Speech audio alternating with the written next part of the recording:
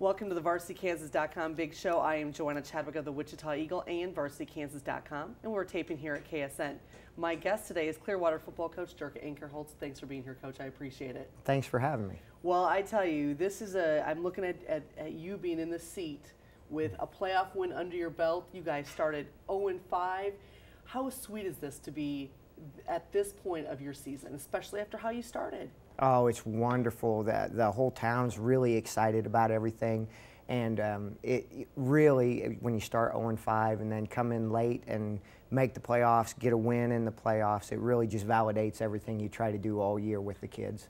Talk about that rough start. I mean, you have to travel to Scott City in the first game and get shut out there by a very good Scott City team. And the schedule really didn't lighten up too much for you there, did it? No, the schedule was pretty rough, to say the least. We started out 0-5. 5 of the 6 losses we have this year are to teams that made the playoffs. 4 teams that are in our league are still in the playoffs.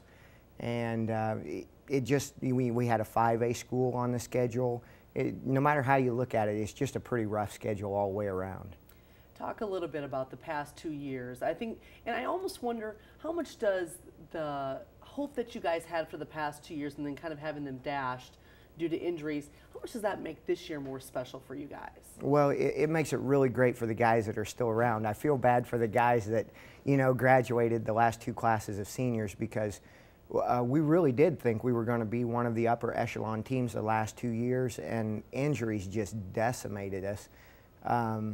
We felt like we had depth, we felt like we had talent, we felt like we had guys in the right spots.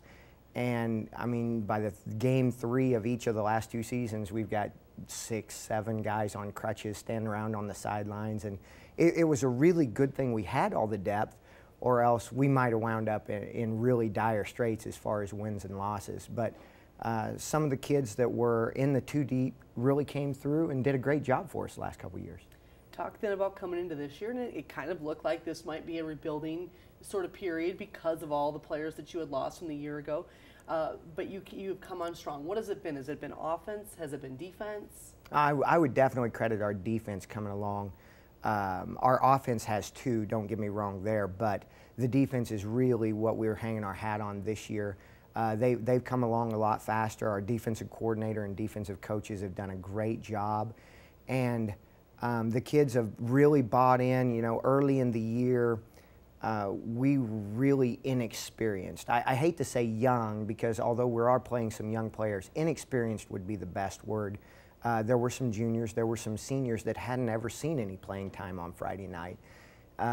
This year we started with 5 basically brand new linemen. All 5 offensive linemen had 3 games of starting experience between them. That was all with one individual, and he hurt his knee last year. Of course, he was one of the injured individuals last year, and so he really only had about 3 games of experience. And then we lost our top rusher and we lost our top receiver, and you just go on and on and on.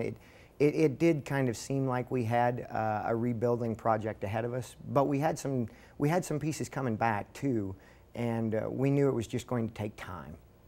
Tell me about going into Wamego and getting that win. What were you able to do there to get the win? Well, name of the game for us is grind it out. I would not call us flashy by any means, but we went in and really pounded the ball at them a little bit and had some play action stuff that came up over the top for us that was good. And just relentlessly kept pounding the ball at him, pounding the ball at him, pounding the ball at him, and did just enough. How much does playing in a league like the AVCTL, which is clearly a football league, and we've known that since the formation of, the Ark Valley and the Chisholm Trail coming together, but how much does that prepare you for the postseason? Well, it's good and bad. It does prepare you. You are battle tested by the time you get there. But the problem is, if you're not one of the teams that has a solid 2 deep at every position, once you start losing people over the course of a battle-tested type schedule, then you wind up, when it counts at the postseason, and critical injuries have decimated the team, which is basically what's been happening to us in the previous couple years.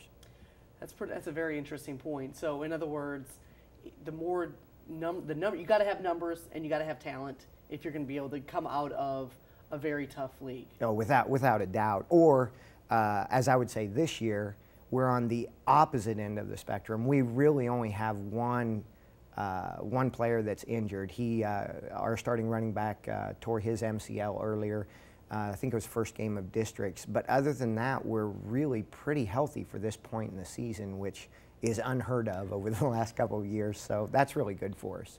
All right, and you've got Holcomb coming into town this weekend. You play Friday in the quarterfinals, Class 4A Division II. It's the first year of that, of the split.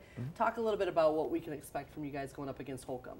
Well, again, you know, you're looking at forecast for Friday supposed to be not real pleasant. Might want to dress warm if you're going to go out and brave the elements.